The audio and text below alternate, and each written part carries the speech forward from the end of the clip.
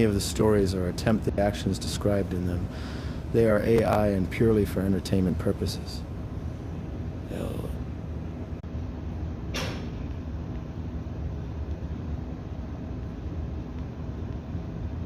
Nope. Name, he was just that crazy old man down by the rock, hunched beneath a canvas tarp between two twisted oaks along the banks of Table Rock Lake. He had a long windblown beard, a stained camouflage jacket with no patches, and a look in his eyes that said he lived through things few men could fathom. He simply spoke to no one, except for himself, and maybe the catfish and stars. The Ozark woods had always drawn the desperate, and this man, weathered and forgotten, chose the lake's edge for his final retreat from society. Each night he watched the water shimmer beneath the moon, clutching a rusted flask and listening to the wind whisper through the trees like 1,000 forgotten voices. Then the forest began to change. It started with lights.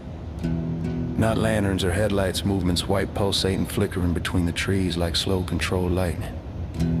Always within the edge of vision. No sound accompanying them. No animal stirred.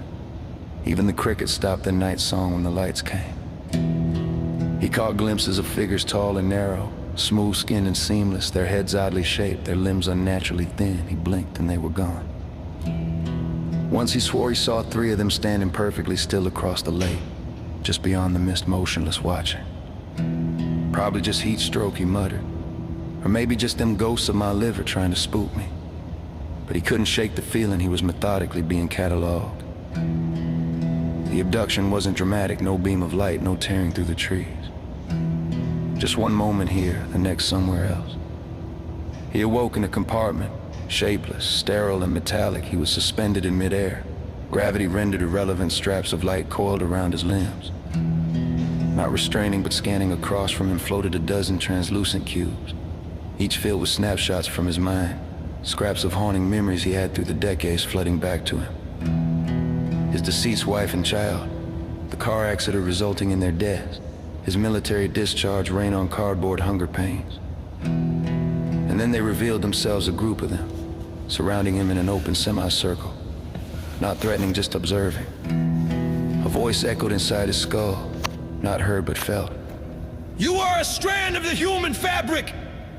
You are a terminal for our purposes! You are deity! He sneered, hell of a way to say hello in its spaceman. They didn't laugh, but they understood his sentiments. They showed him everything.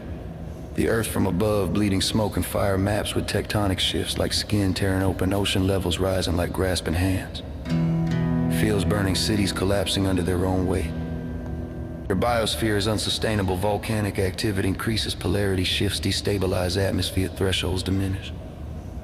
He saw nations readying for war, not over ideologies, but over basic water and habitability needs. They showed him timelines, variations, and projections. They had been monitoring humanity since its inception, first through assisting, then through detachment from shepherds to scribes, from intervention to indifference. And now they had begun archiving. We collect the last echoes of civilizations before extinction. You were selected at random, not for importance, but for variation. He blinked at them.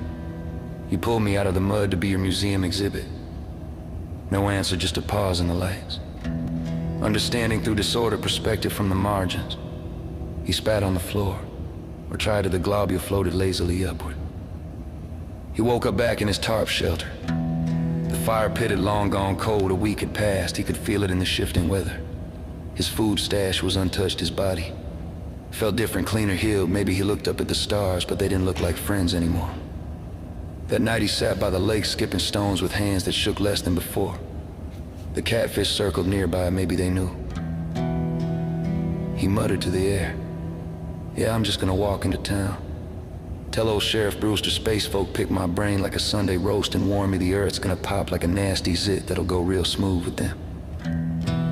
He lit a cigarette with a match that flared brighter than usual.